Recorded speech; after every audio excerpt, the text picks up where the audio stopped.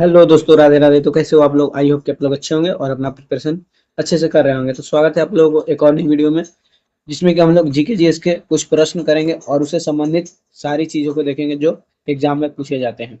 तो ये वीडियो आप लोगों के लिए बता दूं, अगर आप किसी भी बिहार एग्जाम का प्रिपरेशन कर रहे हैं, जैसे हो गया मद्य निषेध अभी जो होने वाला है, तो उसके बाद बिहार एसआई हो जाएगा, और भी कई प्रकार के एग्जाम बिहार में होने वाले हैं। तो उन सभी एग्जामों के लिए आप ये वीडियो देख सकते हैं, जिससे कि आपका जीके जीएस काफी स्ट्रांग हो जाएगा। तो अगर आप हमारे वीडियो पे, हमारे चैनल पे नए हैं, तो पूरी वीडियो देखें, तभी आप लोग को पता चलेगा कि कितनी बढ़िया आपको वीडियो मिली है और कितना चीज़ों का आप लोग का रिवीजन होगा और क्या क्या आप लोगों को सीखने को मिलेगा। ठीक, तो हम आप लोग से रिक्वेस्ट चेक करेंगे कि पूरी वीडियो में बने रहें, और वीडियो पसंद आती है तो वीडियो को लाइक कर दे, और चैनल पर नए तो चैनल को सब्सक्राइब कर दे। तो चलिए ज़्यादा बात ना करते हुए हम अपने क्वेश्चन पे आते हैं और क्वेश्चन करना स्टार्ट करते हैं। तो पहला क्वेश्चन है हम लोगों का, ब्रिक्स का पूर्ण रूप क्या है? ब्रिक्स का पूर्ण रूप क्या है? तो देखिए, ब्रिक्स का जो पूर्ण रूप है, आप सभी को बता दूं। आइए, आप आंसर कर भी पा रहे होंगे। ठीक, अगर आपको आ रही है तो आंसर आप सोच सकते हैं। ठीक, बाकी मैं तो बताऊंगा ही, और उसके बाद उसके बारे में हम लोग अच्छे से जानेंगे। जैसे देखिए, इसका जो सही आंसर हो जाएगा, ए हो जाएगा ब्राजील, रूस, इंडिया, चाइना और साउथ अफ्रीका। ब्रिक्स का पूर्ण रूप यही होता है, ब्राजील, रसिया, इंडिया, चाइना और साउथ अफ्रीका।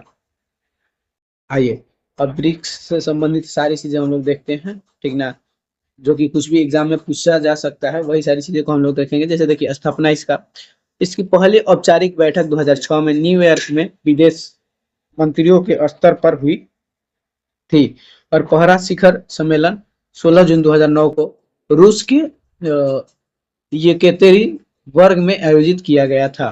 तो देखिए, इसका पहली बैठक जो हुई थी 2006 में हुआ था न्यूयॉर्क में। ठीक ना, पहली बैठक ध्यान रखिएगा, 2006 में हुआ था न्यूयॉर्क में। लेकिन पहला शिखर सम्मेलन पूछ लेगा तो मेन शिखर सम्मेलन है, काफी इंपॉर्टेंट। पहला शिखर सम्मेलन 16 जून 2009 को हुआ था रूस में। ठीक ना, रूस में। उसके बाद देखिए, दक्षिण अफ्रीका इसमें कब शामिल हुआ था? क्वेश्चन बनता है कि दक्षिण अफ्रीका इसमें कब शामिल हुआ था। तो ध्यान रखिएगा, 2010 में दक्षिण अफ्रीका के शामिल होने के बाद इसका नाम ब्रिक्स से बदलकर ब्रिक्स कर दिया गया। देखिए, दक्षिण अफ्रीका के शामिल होने से पहले इसका नाम क्या था? तो ब्रिक था, BRIC। लेकिन जब इसमें दक्षिण अफ्रीका शामिल हो गया तो ब्रिक्स हो गया। वर्तमान में मई 2026 के अनुसार ब्रिक्स में सदस्यों की संख्या बढ़कर 11 हो गई है। मूल सदस्य ब्राजील, रूस, भारत, चीन और दक्षिण अफ्रीका ही थे। तो मूल सदस्य यही थे। और जो अभी वर्तमान में इनके ब्रिक्स के सदस्यों की बात करें तो इनकी संख्या हो गई है 11। ठीक ना, तो ये भी आप लोग ध्यान रखिएगा। New development bank of India, इसकी स्थापना 2014 के फोर्टालेजा ब्राजील शिखर सम्मेलन के दौरान हुई थी। तो ब्रिक्स सम्मेलन के दौरान ही क्या है कि न्यू डेवलपमेंट बैंक की स्थापना हुई थी। तो ये भी इससे संबंधित है, तो ये इम्पोर्टेंट हो जाता है। अब देखिए, न्यू डेवलपमेंट बैंक का मुख्यालय पूछेगा तो संघाई चीन में है। ठीक ना, संघाई चीन में है। न्यू डेवलपमेंट बैंक का मुख्यालय संघाई चीन में है। उसके बाद देखिए, इंडोनेशिया और शायद सऊदी अरब भी इसके पूर्ण सदस्य बन चुके हैं। अभी हाल फिलहाल में इंडोनेशिया और सऊदी अरब भी इसके सदस्य बने हुए हैं। शिखर सम्मेलन देखिए, इसका शिखर सम्मेलन भी करंट अफेयर के हिसाब से पूछ लेता है, तो आप लोग वो भी ध्यान रखिएगा। 16वां ब्रिक्स सम्मेलन जो है कि 2024 में जो हुआ था, वो था 16वां ब्रिक्स सम्मेलन, जो कि रूस के कजान शहर में आयोजित हुआ था। रूस के कजान शहर में हुआ था, और कजान घोषणा पत्र अपनाया गया। इसी सम्मेलन में क्या किया गया? तो कजान घोषणा पत्र को अपनाया गया। अब देखिए, इसकी अध्यक्षता 2025 में इसकी अध्यक्षता ब्राजील के पास है, जबकि 2026 में भारत इसकी अध्यक्षता करेगा। तो देखिए, 2025 में इसकी अध्यक्षता ब्राजील किया था, और 2026 में ब्रिक्स की जो सम्मेलन होगा उसके अध्यक्षता भारत करेगा। तो ये इंपॉर्टेंट हो जाता है, ध्यान रखिएगा, 2026 में भारत करेगा। तो ये एग्जाम में क्वेश्चन बन सकते हैं। ठीक ना, तो आप लोग ध्यान रखिएगा ये वाला कि 2026 में भारत इसकी अध्यक्षता करेगा। अब देखिए, सदस्य देशों के बीच आर्थिक सहयोग, शांति और सुरक्षा को बढ़ावा देना इसका उद्देश्य है।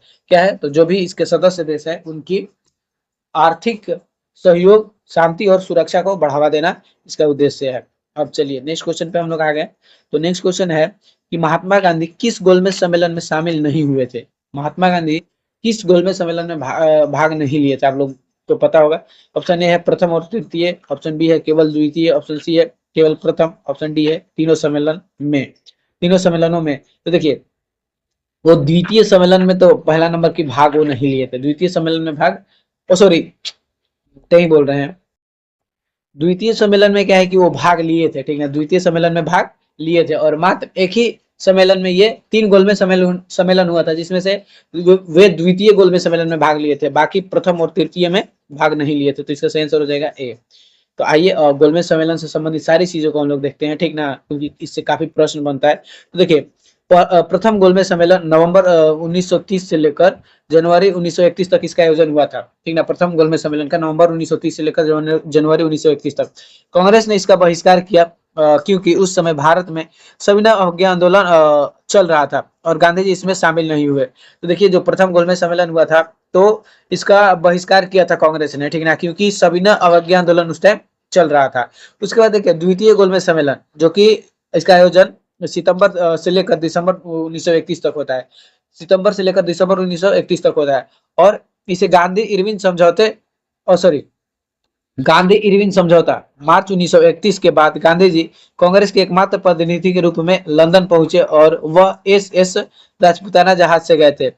देखिए गांधी इरविन समझौता के बाद, ठीक ना, गांधी और इरविन जो उस टाइम पे वायसराय था उन्हीं के बीच जो समझौता हुआ था उसे गांधी इरविन समझौता कहा जाता है। और उसी समझौता के बाद मार्च 1931 में क्या है कि गांधी जी कांग्रेस के एकमात्र प्रतिनिधि के रूप में भाग लेने जाते हैं, कहा तो लंदन, ठीक ना, द्वितीय गोलमेज सम्मेलन में, ठीक ना।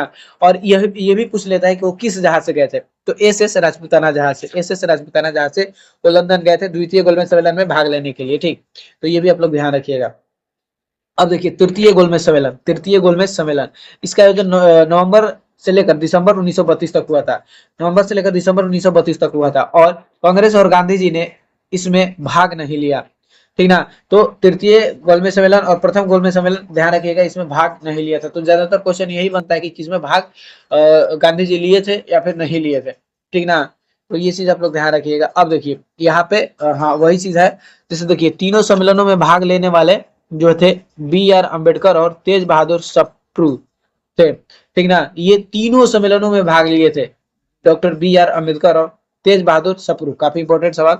अब देखिए सरोजिनी नायडू ने दूसरे सम्मेलन में भारतीय महिलाओं का प्रतिनिधित्व किया था, जो कि ये भी ध्यान रखिएगा। सरोजिनी नायडू दूसरे सम्मेलन में क्या किया था, तो भारतीय महिलाओं का प्रतिनिधित्व किया था। इन सम्मेलनों के आधार पर ही ब्रिटिश प्रधानमंत्री रैमजे मैकडोनाल्ड ने कम्युनल अवार्ड की घोषणा की और बाद में यही भारत शासन अधिनियम 1935 का आधार बना, ठीक ना। तो इन तीनों सम्मेलन के बाद जो है कि वहां ब्रिटिश प्रधानमंत्री कौन था, तो रैमजे मैकडोनाल्ड था, जो कि कैमुअल अवार्ड की घोषणा करता है और बाद में यही क्या होता है, तो भारत शासन अधिनियम 1935 का आधार बनता है। तो ध्यान रखिएगा ये भी क्वेश्चन बन सकता है।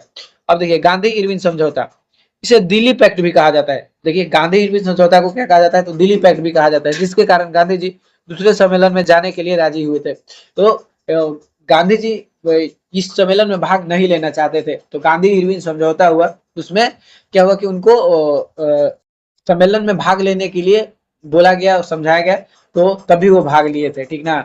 तो यही कारण माना जाता है कि वो दूसरे सम्मेलन में जाने के लिए राजी हुए थे। चलिए नेक्स्ट क्वेश्चन है हम लोगों का कि बिहार का पहला रामसर स्थल कौन सा है, बिहार का पहला रामसर स्थल कौन सा है। कुशेश्वर स्थान, कांवर झील, जोगीबिल या फिर जगतपुर झील। बताइए बिहार का पहला रामसर स्थल कौन सा है। तो ध्यान रखिएगा बिहार का जो पहला रामसर स्थल है वो है कांवर झील, ठीक ना। कांवर झील बिहार का पहला रामसर स्थल है, इसे कांवर ताल भी कहा जाता है। अब देखिए कांवर ताल झील से संबंधित सारी चीजें हम लोग देखते हैं। तो ये बिहार के बेगूसराय, ध्यान रखिएगा जिला भी पूछ लेता है, ठीक ना, बिहार एग्जाम में जिला पूछ लेता है कि कांवर झील किस जिले में है, तो बेगूसराय। अब देखिए इसे रामसर मान्यता कब प्राप्त हुआ था, तो 2020 में भारत के 39वें और बिहार के पहले रामसर स्थल के रूप में नामित किया गया था। तो देखिए ये इस रामसर स्थल कब घोषित हुआ था, तो 2020 में, और यह बिहार का पहला है लेकिन भारत का 39वां है, ये आप लोग ध्यान रखिएगा। और एशिया की सबसे बड़ी मीठे पानी का गोकुर झील है, ध्यान रखिएगा ये क्या है, तो एशिया का सबसे बड़े मीठे पानी का गोकुर झील है और इसका निर्माण गंडक नदी के मार्ग परिवर्तन से हुआ है। इसका निर्माण कैसे हुआ है, तो गंडक नदी के मार्ग परिवर्तन से हुआ है। अब देखिए पक्षी अभ्यारण्य, यह प्रवासी पक्षियों के लिए प्रसिद्ध है और विशेष रूप से सर्दियों में के मध्य एशिया से आने वाली पक्षियों के लिए, तो यह क्या है, पक्षी अभ्यारण्य भी है, ठीक ना, यह क्या है, पक्षी अभ्यारण्य भी है। अब देखिए और भी बिहार के कुछ और रामसर स्थल को देख लेते हैं, जैसे देखिए कुशेश्वर स्थान, दरभंगा, कुशेश्वर स्थान दरभंगा। यह उत्तर बिहार का एक प्रमुख पक्षी अभयारण्य है, लेकिन इसे अभी रामसर स्थल का दर्जा नहीं मिला है। तो देखिए कुशेश्वर स्थान जो है कि यह प्रमुख पक्षी अभयारण्य ये भी है, ठीक, लेकिन इसे रामसर स्थल का दर्जा नहीं मिला है। तो कुशेश्वर स्थान ध्यान रखिए कहाँ पर है, तो दरभंगा में, दरभंगा में। उसके बाद देखिए गोगी बिल, गोगी बिल झील जो है ये कटिहार में है, ठीक ना। इसे बिहार का पहला सामुदायिक रिजर्व घोषित किया गया है, ठीक ना। इसे बिहार का पहला सामुदायिक रिजर्व घोषित किया गया है। उसके बाद देखिए जगतपुर झील, जगतपुर झील जो कि भागलपुर में है, जगतपुर झील भागलपुर में है, और यह भी पक्षी संरक्षण के लिए प्रसिद्ध है, पर रामसर सूची में शामिल नहीं है। तो देखिए अभी जो मात्र एक ही रामसर स्थल है बिहार का, जो है कि कौन सा है, कांवरताल झील। उसके बाद कुशेश्वर स्थान यानी कुशेश्वर झील जो है दरभंगा में है, गोगी बिल झील जो है कटिहार में है, जगतपुर झील जो है भागलपुर में है। तो ये आप लोग ध्यान रखिएगा। अब देखिए विश्व आर्द्र भूमि दिवस पूछेगा कि विश्व आर्द्र भूमि दिवस कब मनाया जाता है, तो ये हर साल 2 फरवरी को मनाया जाता है, हर साल 2 फरवरी को मनाया जाता है। अब देखिए पूछेगा सर्वाधिक रामसर स्थल, सर्वाधिक रामसर स्थल कौन से राज्य में है, तो वर्तमान में भारत में सर्वाधिक रामसर स्थल तमिलनाडु और उसके बाद उत्तर प्रदेश में है। तो ध्यान रखिएगा भारत में सबसे अधिक रामसर स्थल तमिलनाडु राज्य में है, ठीक ना, जो कि कुल 18 है, और उसके बाद उत्तर प्रदेश में, ठीक ना। तो ये चीज आप लोग ध्यान रखिएगा। चलिए नेक्स्ट क्वेश्चन है कि विजयनगर के कृष्ण देव राय के दरबार में प्रसिद्ध कवि कौन थे। विजयनगर के जो कृष्ण देव राय शासक थे उनके दरबार में प्रसिद्ध कवि कौन थे, कालिदास, पेदन्ना, कबीर या फिर तानसेन। तो ध्यान रखिएगा कृष्ण देव राय के दरबार के प्रसिद्ध कवि जो थे उनका नाम था पेदन्ना, ठीक ना, क्या नाम था, पेदन्ना। अब देखिए तो कृष्ण देव राय के दरबार में अष्टदिग्गज रहते थे, अष्टदिग्गज आप लोग नाम सुने हैं होंगे, ये 8 महान तेलुगु कवि थे, ठीक ना, 8 क्या थे, तो महान तेलुगु कवि थे, और इन्हीं को क्या कहा जाता था, अष्टदिग्गज कहा जाता था। तो पूछता भी एक क्वेश्चन कि अष्टदिग्गज किसके दरबार में रहते थे, तो कृष्ण देव राय के, ध्यान रखिएगा अष्टदिग्गज रहते थे।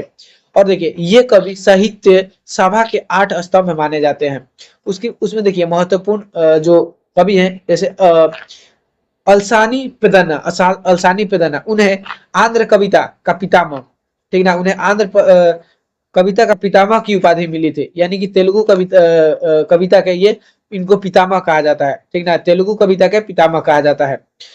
इनकी सबसे प्रसिद्ध कृति मनुचरितम जो राजा कृष्ण देवराय को समर्पित थी, ठीक ना। इनकी प्रसिद्ध कृति क्या है, तो चरित्र, मनुचरित्र, ठीक ना, इसमें कृष्णदेव राय को ये समर्पित है, ये जो कृति है मनु चरित्र।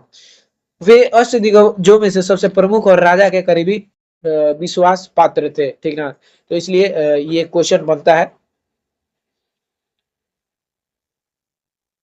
उसके बाद एक और कवि जो तेनालीराम कृष्ण, तेनालीराम, हाँ तेनालीराम कृष्ण, वे अपनी कुशाग्र बुद्धि और हास्य के लिए प्रसिद्ध थे, और उन्हें विकट कवि कहा जाता था। क्या कहा जाता था, तो विकट कवि। तेनालीराम कृष्ण को विकट कवि कहा जाता था। उनकी प्रमुख साहित्य रचना पांडुरंग महात्म्य है। क्या है, तो पांडुरंग महात्म्य तेनालीराम कृष्ण की क्या है, रचना है, जिसे तेलुगु के 5 महाकाव्यों से में गिना जाता है। तेलुगु के जो 5 महाकाव्य है उनमें गिना जाता है किसको, तो पांडुरंग महात्म्य को, जो कि तेनालीराम कृष्ण का रचना है। अब देखिए अन्य महत्वपूर्ण दरबारी कवि जैसे नंदी तिमन्ना, इन्होंने परिजात परामनम की रचना, परिजात पहारनम की रचना की है। उसके बाद है धुरजट्टी, ये भगवान शिव के भक्त थे और श्री कालहस्तीश्वर महात्म्य के लिए जाने जाते हैं। तो ये सभी जो है कि कृष्ण देव राय के दरबार में रहने वाले कवि हैं, ठीक ना, जो कि आप लोग नाम ध्यान रखिएगा। इसमें देखिए अमुक्त मालदय, राजा कृष्ण देव राय स्वयं एक विद्वान थे। उन्होंने तेलुगु भाषा में अमुक्त मालदय नामक प्रसिद्ध ग्रंथ की रचना की है। तो देखिए कृष्ण देव राय भी स्वयं एक क्या थे, तो विद्वान थे। तो उन्होंने तेलुगु भाषा में क्या लिखा है, तो अमुक्त मालदय की रचना की है। ये चीज आप लोग ध्यान रखिएगा। कृष्ण देव राय को अभिभोज, भोज, आंध्र पितामह जैसी उपाधियां से भी जाना जाता है। ध्यान रखिएगा कुछ कृष्ण देव राय को कौन कौन सी उपाधि मिला है, तो अभिनव भोज, आंध्र पितामह, ये सभी उनका उपाधि है। अब देखिए नेक्स्ट क्वेश्चन हम लोग का है कि भागीरथी नदी पर स्थित मुख्य बांध कौन सा है। भागीरथी नदी पर स्थित मुख्य बांध कौन सा है। भाखड़ा नागल बांध, हीराकुंड, तिगड़ी बांध या फिर सरदार सरोवर बांध। देखिए भागीरथी नदी पर बोल रहा है, भागीरथी नदी पर आप सभी को पता होगा यहाँ पर सबसे भारत की सबसे ऊंची बांध है भागीरथी नदी पर, जो कि है टिहरी बांध। ठीक, आप सभी को पता होगा टिहरी बांध। अब देखिए टिहरी बांध के बारे में हम लोग जानते हैं, उसके बाद और भी बांधे हैं। इसलिए देखिए टिहरी बांध स्थान यह उत्तराखंड राज्य के टिहरी गढ़वाल जिले में स्थित है। यहाँ पर है टिहरी गढ़वाल जिले में स्थित है, उत्तराखंड में, ध्यान रखिएगा उत्तराखंड में। और यह भागीरथी और भिलंगना नदी के संगम पर बनाया गया है। कहाँ बनाया गया है, तो भागीरथी नदी और भिलंगना नदी के संगम पर बनाया गया है। इसकी ऊंचाई 260.5 मीटर है, लगभग 855 फीट। लगभग कितना है, तो 855 फीट, जो इसे भारत का सबसे ऊंचा बांध बनाती है। तो ध्यान रखिएगा टिहरी बांध भारत का सबसे ऊंचा बांध है, आप सभी को पता होगा। उसके बाद देखिए भाखड़ा नागल बांध। भाखड़ा नागल बांध यह सतलुज नदी पर हिमाचल प्रदेश और पंजाब की सीमा पर स्थित है। सतलुज नदी पर और हिमाचल प्रदेश और पंजाब की सीमा पर स्थित है, ध्यान रखिएगा सतलुज नदी पर भाखड़ा नागल बांध। और यह भारत का सबसे बड़ा गुरुत्वीय बांध है, ठीक ना। भारत का सबसे बड़ा गुरुत्वीय बांध है भाखड़ा नागल बांध। उसका देखिए मोस्ट इंपोर्टेंट हीराकुंड बांध। यह महानदी पर उड़ीसा में स्थित है और यह भारत का सबसे लंबा बांध है, जिसकी कुल लंबाई 25.79 किलोमीटर है। तो हीराकुंड बांध क्या है, तो ये भारत का सबसे लंबा बांध है। कहाँ पर है, तो उड़ीसा में है और महानदी पर है, ठीक है। इसकी कुल लंबाई आप लोग ध्यान रखिएगा 25.79 किलोमीटर। सरदार सरोवर बांध। सरदार सरोवर बांध नदी यह नर्मदा नदी पर गुजरात में स्थित है और यह नर्मदा घाटी परियोजना का सबसे बड़ा बांध है। तो ध्यान रखिएगा नर्मदा नदी गुजरात में ये स्थित है। कौन, तो सरदार सरोवर बांध। अब देखिए गंगा का उद्गम। भागीरथी नदी की बात हो रही है तो उनसे संबंधित चीजें हम लोग देखें, जैसे कि भागीरथी नदी को गंगा का मुख्य स्रोत माना जाता है, ठीक ना। भागीरथी को ही गंगा का मुख्य स्रोत माना जाता है, जो गंगोत्री ग्लेशियर से निकलती है। तो ध्यान रखिएगा कहाँ से निकलती है, गंगोत्री ग्लेशियर से निकलती है। टिहरी बांध अपने निर्माण के समय सुंदरलाल बहुगुणा के नेतृत्व वाले चिपको आंदोलन और अन्य पर्यावरण विधि के कड़े विरोध के कारण चर्चा में रहा। देखिए जो कि पर्यावरण विवाद में ये टिहरी बांध है चर्चा में आया था, क्योंकि सुंदरलाल बहुगुणा जो थे ये चिपको आंदोलन से संबंधित है, ठीक ना। इन्होंने ही चिपको आंदोलन की शुरुआत की थी और ये किस लिए किए थे, तो पर्यावरण को बचाने के लिए किए थे। ध्यान रखिएगा पर्यावरण को बचाने के लिए। चलिए नेक्स्ट क्वेश्चन है हम लोगों का, चांद पर कदम रखने वाला पहला व्यक्ति कौन था। चांद पर कदम रखने वाला पहला व्यक्ति कौन था, Yuri Gagarin, Neil Armstrong, Buzz Aldrin, Rakesh Sharma. बताइए चांद पर कदम रखने वाला पहला व्यक्ति कौन था। तो आप सभी को पता होगा नील आर्मस्ट्रॉन्ग। नील आर्मस्ट्रॉन्ग जो थे ये चांद पर कदम रखने वाले पहले व्यक्ति थे। अब देखिए हाँ, तो ये अपोलो 11 मिशन के तहत ये चांद पर गए थे, अपोलो 11 मिशन के तहत। अब चलिए देखिए नील आर्मस्ट्रॉन्ग ने 20 जुलाई 1969 को और भारतीय समय अनुसार 21 जुलाई की सुबह को चंद्रमा की सतह पर पहला कदम रखा था। कब, तो ये भारतीय समय के अनुसार 21 जुलाई और 20 जुलाई 1971 को ये कहा कदम रखा था, तो चंद्रमा पर। चांद पर कदम रखते ही उन्होंने कहा था यह मनुष्य के लिए एक छोटा कदम है, लेकिन मानवता के लिए एक बड़ी छलांग है। क्या कहा था, तो यह मनुष्य के लिए एक छोटा कदम है, लेकिन मानवता के लिए एक बड़ी छलांग है। और यह मिशन अमेरिकी अंतरिक्ष एजेंसी नासा द्वारा भेजा गया था, जिसका लूनर मॉड्यूल ईगल चांद पर उतरा था।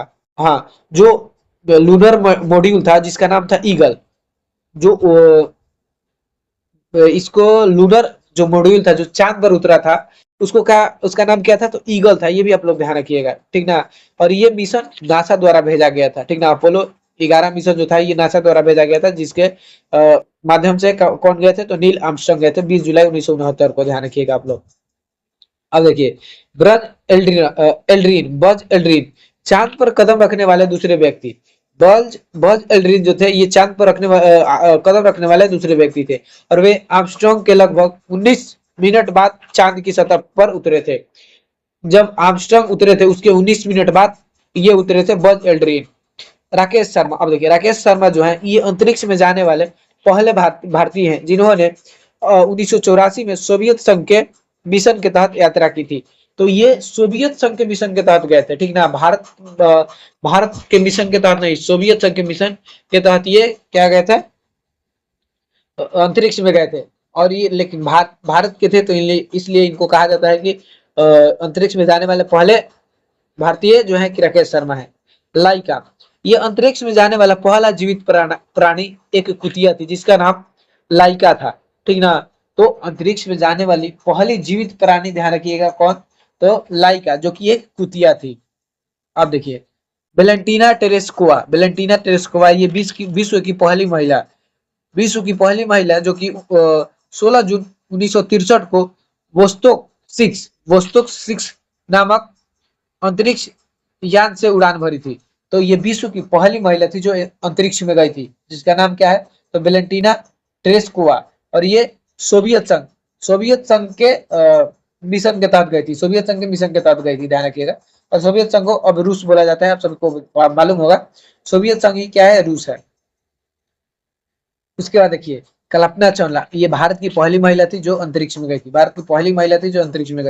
और भारतीय मूल की, देखिए यहाँ पर लिखा है पहली महिला अंतरिक्ष यात्री। और उन्होंने 1997 में स्पेस शटल कोलंबिया STS 87 से अपनी पहली उड़ान भरी थी, ध्यान रखिएगा।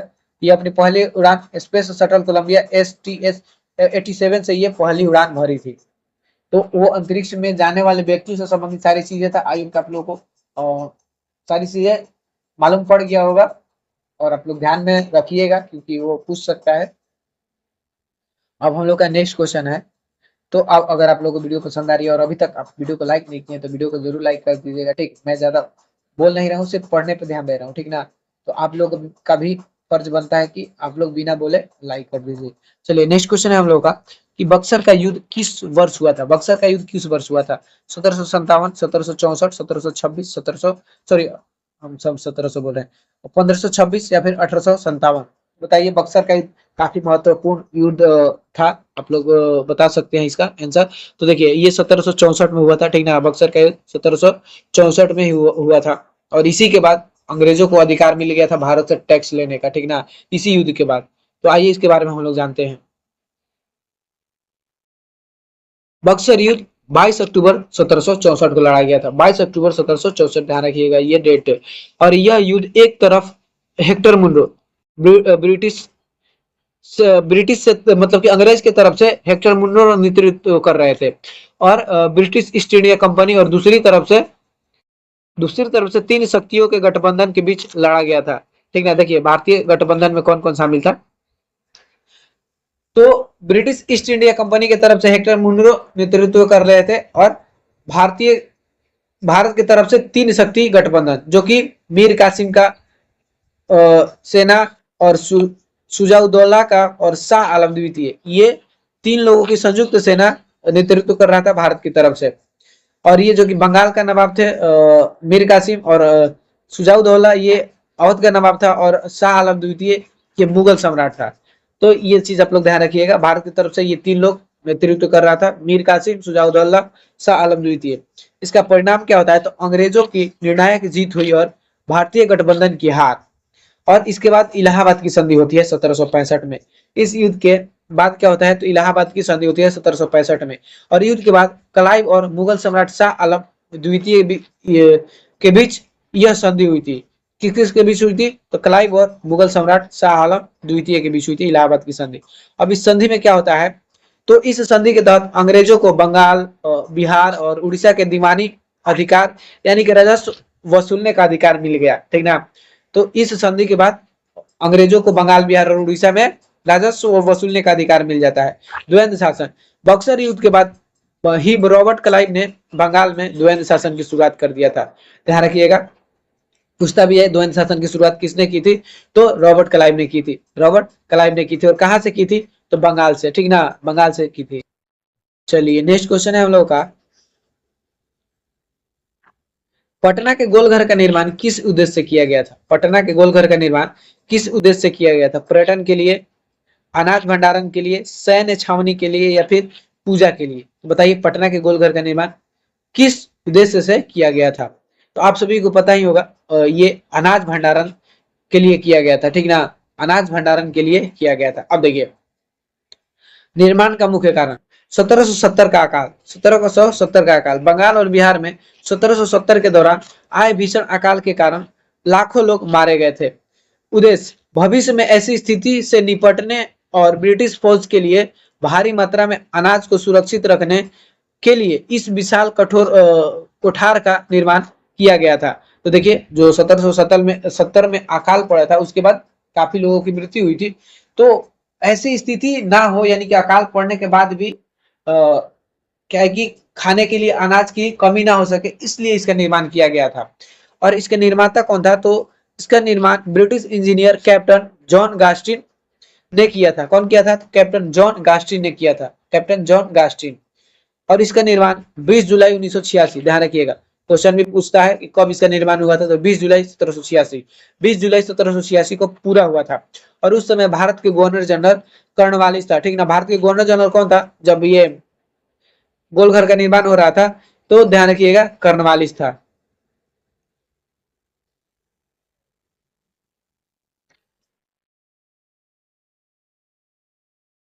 अब देखिए इसमें अनाज रखने की क्षमता लगभग एक कितना 1,40,000 टन, 1,40,000 टन इसमें अनाज रखा जा सकता है। और इसके बाहरी हिस्सों में दो तरफ से 145 सीढ़ियां बनी हुई है, जिनसे ऊपर जाकर शहर और गंगा नदी का मनोरम दृश्य देखा जा सकता है। आप लोग गए होंगे जो बिहार के हैं या फिर कहीं के भी हैं, गोलघर गए होंगे, जहां पर कि उसके ऊपर जाने पर 145 सीढ़ियां चढ़ने के बाद आप ऊपर जाइएगा तो लगभग पटना शहर पूरा दिखता है, और क्या है कि गंगा नदी का अच्छा दृश्य देखने को मिलता है। ठीक, चलिए नेक्स्ट क्वेश्चन है हम लोग का कि पल्लव वंश का संस्थापक कौन था। पल्लव वंश का संस्थापक कौन था, महेंद्र वर्मन, सिंह विष्णु, नरसिंह वर्मन या फिर दंती दुर्ग।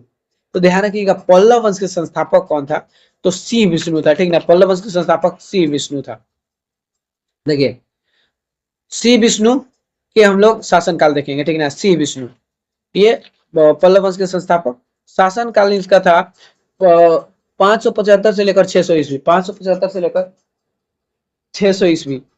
स्थापना सी विष्णु को पल्लव वंश का वास्तविक संस्थापक माना जाता है। सी विष्णु को पल्लव वंश का वास्तविक संस्थापक माना जाता है। उन्होंने कलभ्रो को हराकर कलभ्रो को हराकर पल्लव सत्ता को पुनर्जीवित किया था। और देखिए राजधानी उन्होंने कांची यानी कि कांचीपुरम को अपना राजधानी बनाया था। तो क्वेश्चन बनता है कि सी विष्णु ने किसको अपना राजधानी बनाया था, तो कांची यानी कि कांचीपुरम को। उन्हें अवनी सिंह यानी कि पृथ्वी का सिंह की उपाधि दी गई थी, लेकिन अब पृथ्वी का सिंह किन्हें कहा जाता था, सिंह विष्णु को। और वे वैष्णव धर्म के अनुयायी थे, ध्यान रखिएगा ये वैष्णव धर्म के अनुयायी थे। और प्रसिद्ध कवि भारवी, भारवी का आप लोग नाम सुने होंगे, प्रसिद्ध कवि भारवी जो कि कृतार्जुनियम कृतार्जुनियम के रचयिता हैं, उन्हीं के दरबार में रहते थे, ठीक ना। जो ये भारवी भारवी कवि हैं ये सिंह विष्णु के दरबार में रहते थे, और इनकी रचना जो है किरातार्जुनियम है, किरातार्जुनियम। अब देखिए पल्लव वंश के प्रमुख विशेषताएं हम लोग देखते हैं। वास्तुकला शैली, पल्लवों ने द्रविड़ वस्तु कला शैली की शुरुआत की थी। कौन द्रविड़, जो आप लोग सुने होंगे दक्षिण भारत में जितने भी मंदिर बनती हैं द्रविड़ शैली में बनती है, तो ये द्रविड़ वस्तुकला शैली की शुरुआत कौन किया था, तब पल्लवों ने किया था। काफी इंपॉर्टेंट सवाल। और इनके समय की शैलियों को 4 भागों में बांटा गया था, महेंद्र शैली, मालम शैली, राजसी शैली, नंदी बर्मन शैली। तो ये द्रविड़ शैली था। तो उस टाइम पे भी 4 इसको शैली में बांटा हुआ था, ध्यान रखिएगा, महेंद्र शैली, मामलम शैली, राजसी शैली, नंदी बर्मन शैली। तो मेन चीज आप लोग ध्यान रखिएगा कि द्रविड़ वास्तुकला शैली की शुरुआत पल्लवों ने किया था, ठीक ना। ये इंपॉर्टेंट सवाल है। रथ मंदिर, महाबलीपुरम के सप्त पैगोडा, महाबलीपुरम में जो सप्त पैगोडा मंदिर है या रथ मंदिर, जैसे धर्मराज रथ, अर्जुन रथ वहां पर स्थित है, धर्मराज रथ, अर्जुन रथ, ये पल्लव काल की ही देन है, यानी कि पल्लव काल में ही बनाया गया था रथ मंदिर को, ठीक ना। महाबलीपुरम के रथ मंदिर, महाबलीपुरम के रथ मंदिर, ध्यान रखिएगा। शिक्षा के केंद्र, कांची उस समय संस्कृत शिक्षा का बहुत बड़ा केंद्र था। कांची जो था ये पल्लव की राजधानी कांची, ये उस समय संस्कृत शिक्षा का बहुत बड़ा केंद्र था। और प्रसिद्ध विद्वान दंडिन, प्रसिद्ध विद्वान जो दंडिन थे, जो कि 10 कुमार चरित के लेखक हैं। दंडी जो है ये 10 कुमार चरित के लेखक भी हैं। ये पल्लव दरबार नरसिंह वर्मन वर्मन द्वितीय से संबंधित है, यानी कि ये पल्लव शासक नरसिंह वर्मन द्वितीय के दरबार में रहते थे कौन? दंडी। और इनका रचना जो है दस कुमार चरित, दस कुमार चरित आप लोग ध्यान रखिएगा। चलिए नेक्स्ट क्वेश्चन है हम लोग का कि खाना पकाने वाली गैस यानी कि एलपीजी मुख्य रूप से किन दो गैसों का मिश्रण है? खाना पकाने वाली गैस एलपीजी मुख्य रूप से किन दो गैसों का मिश्रण है? मीथेन और इथेन, प्रोपेन और ब्यूटेन, ब्यूटेन या ऑक्सीजन और हाइड्रोजन, हीलियम और नियोन। बताइए। और खाना पकाने वाला जो गैस एलपीजी होता है ये इनका दो मिश्रण यानी कि किससे मिलकर बना है? इसमें देखिए दो दो गैस है, तो क्या इसका आंसर ये आप सभी को बता दूं, इसका जो सही आंसर होगा प्रोपेन और ब्यूटेन। प्रोपेन और ब्यूटेन से मिलकर क्या बनता है? तो एलपीजी बनता है। देखिए यहाँ पर सारी चीजें दी हुई है। तो मिश्रण रसोई गैस मुख्य रूप से प्रोपेन और ब्यूटेन, प्रोपेन जिसका सूत्र होता है C3H8, C3H8 और ब्यूटेन जिसका सूत्र होता है C4H10, C4H10 का मिश्रण होता है। ध्यान रखिएगा एलपीजी प्रोपेन और ब्यूटेन का मिश्रण होता है। ब्यूटेन की अधिकता यानी सामान्यतः इसमें ब्यूटेन की मात्रा अधिक होती है क्योंकि इसे आसानी से तरल अवस्था में बदला जा सकता है और इसकी कैलोरी मान उच्च होता है। तो ध्यान रखिएगा ब्यूटेन की मात्रा इसमें अधिक होती है, ठीक ना? ब्यूटेन की मात्रा इसमें अधिक होती है क्योंकि ब्यूटेन को आसानी से क्या किया जाता है कि द्रव अवस्था में बदला जा सकता है और इसका कैलोरी मान भी उच्च रहता है, कैलोरी मान भी उच्च रहता है। अब देखिए गंध का कारण, प्रोपेन और ब्यूटेन दोनों ही गंधहीन गैसें हैं। आप लोग एलपीजी जो गैस होता है उसमें उससे गंध निकलता है, लेकिन आप सभी को बता दूं जो इसमें मिश्रण होता है प्रोपेन और ब्यूटेन का उसका वो गंधहीन होता है। तो ये गंध आता कैसे है? तो देखिए इथाइल मरकैप्टेन गैस के रिसाव का पता लगाने के लिए इसमें जानबूझकर इथाइल मरकैप्टेन नामक एक तीखी गंध वाला रसायन मिलाया जाता है। तो देखिए इथाइल मरकैप्टेन जो है इसको सिर्फ गंध के लिए उसमें मिलाया जाता है और इसका कोई काम नहीं होता है कि जब गैस लीक करे तो पता चले कि गैस लीक कर रहा है, ठीक ना? तो ये काफी मतलब कि इंपॉर्टेंट सवाल है। पूछता है कि इसमें कौन सा गैस मिलाया जाता है जिसके कारण कि लीकेज का पता चलता है? तो इथाइल मर कैप्टन, इथाइल मर कैप्टन। अब देखिए नेक्स्ट क्वेश्चन है इसी में अभी, सिलेंडर के अंदर यह अत्यधिक उच्च दबाव और तरल अवस्था में होती है। तो आप सभी देखते ही हैं जो गैस होती है एलपीजी उसमें हम लोग गैस बोलते हैं लेकिन वो द्रव अवस्था में गैस होती है, ठीक ना? इसलिए इसे देखिए द्रवित पेट्रोलियम गैस कहा जाता है, ठीक ना? ये द्रवित पेट्रोलियम गैस, ठीक ना? गैस आप लोग सुन रहे होंगे गैस, लेकिन गैस जो है ये द्रव अवस्था में कैसे रहता है? तो उस ब्यूटेन जो है ना उसको द्रव अवस्था में बदल देता है, ठीक ना? तो इसीलिए इसको द्रवित पेट्रोलियम गैस भी कहा जाता है। और यह कोयले या लकड़ी की तुलना में कम कार्बन उत्सर्जन करती है, इसलिए इसे स्वच्छ ईंधन माना जाता है। तो आप सब जानते ही हैं कार्बन जो है ये मतलब कि इसका उत्सर्जन अच्छा नहीं है पृथ्वी के लिए। तो क्या है कि जो एलपीजी है ये कम कार्बन का उत्सर्जन करता है, ठीक ना? इसलिए इसे स्वच्छ ईंधन भी माना जाता है। अब देखिए पूछता है क्वेश्चन सीएनजी का मुख्य घटक, सीएनजी का मुख्य घटक क्या है? तो मीथेन है। सीएनजी का मुख्य घटक क्या है? तो मीथेन है। ध्यान रखिएगा काफी इंपॉर्टेंट सवाल। अब देखिए लाइटर में प्रयुक्त गैस, लाइटर में प्रयुक्त गैस यानी कि सिगरेट लाइटर में मुख्य रूप से ब्यूटेन का उपयोग होता है। लाइटर गैस में क्या होता है? ब्यूटेन का उपयोग होता है। गोबर गैस इनमें मुख्य रूप से मीथेन पाई जाती है। गोबर गैस में कौन सी गैस पाई जाती है? मीथेन पाई जाती है, मीथेन पाई जाती है। तो ये आप लोग ध्यान रखिएगा, काफी सारे इंपॉर्टेंट सवाल है आप लोगों के लिए, एक भी ऐसा वैसा सवाल नहीं। चलिए नेक्स्ट क्वेश्चन है हम लोग का, भ्रूण के लिए पोषक उत्तक के रूप में कौन सा कार्य करता है? भ्रूण के लिए पोषक उत्तक के रूप में कौन सा कार्य करता है? जाइलम, एंडोस्पर्म, एपिडर्मिस या फिर कार्टेक्स? भ्रूण भ्रूण के लिए पोषक उत्तक के रूप में कौन सा कार्य करता है बताना है। तो देखिए भ्रूण के पोषक उत्तक के रूप में जो कार्य करता है उसका नाम है एंडोस्पर्म। एंडोस्पर्म यानी इसे भ्रूण पोष भी कहा जाता है, भ्रूण पोष भी कहा जाता है। आइए इसको समझते हैं हम लोग। तो क्या है? तो एंडोस्पर्म का मुख्य कार्य यह बीजों के अंदर बनने वाला एक उत्तक है। क्या है? तो यह बीजों के अंदर बनने वाला उत्तक है। कौन? तो एंडोस्पर्म। इसका मुख्य कार्य विकासशील भ्रूण को पोषण प्रदान करना है। इसका मुख्य कार्य क्या है? तो विकासशील भ्रूण को पोषण प्रदान करना है। इसमें स्टार्च, तेल, प्रोटीन जैसे पोषक तत्व जमा होते हैं, ठीक ना? स्टार्च, तेल और प्रोटीन जैसे पोषक तत्व जमा होते हैं। उदाहरण नारियल का जो पानी हम पीते हैं वह तरल एंडोस्पर्म का सबसे अच्छा उदाहरण है। तो देखिए नारियल जो हम लोग नारियल का पानी पीते हैं उसमें क्या उसी को क्या कहा जाता है तो तरल एंडोस्पर्म कहा जाता है, ठीक ना, जो कि नारियल के भ्रूण को पोषक उत्तक के रूप में कार्य करता है, पोषक उत्तक के रूप में कार्य करता है, ठीक ना, नारियल के।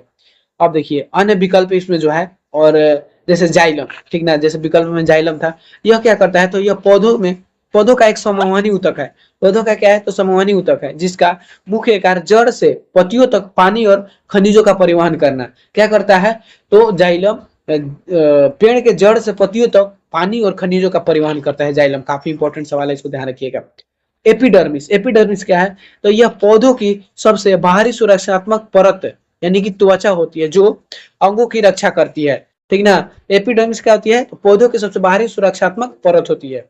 कार्टेक्स, कार्टेक्स क्या है तो यह एपिडर्मिस के नीचे और संवहनी ऊतकों के बीच का क्षेत्र है जो मुख्य रूप से भोजन के भंडारण और पौधों के सहारा देने का काम करती है। तो ध्यान रखिएगा कार्टेक्स कौन है तो जो एपिडर्मिस होता है सबसे बाहरी परत, और जो संवहनी ऊतक होता है जैसे कि जाइलम, इन दोनों के बीच का क्षेत्र होता है, ठीक ना, बीच का क्षेत्र होता है जो मुख्य रूप से भोजन का भंडारण और पौधों को सहारा देने का काम करता है। ध्यान रखिएगा। उसके बाद फ्लोएम जो है ये भी काफी इंपॉर्टेंट होता है। जाइलम के विपरीत तो यूं होता है। ये क्या करता है तो फ्लोएम द्वारा बनाए गए भोजन को पौधों के अन्य भागों तक पहुंचाता है। ये क्या करता है तो फ्लोएम पत्तियों द्वारा जो भोजन, आप सभी जानते ही है पौधों का भोजन जो होता है ये पत्ती में ही बनता है,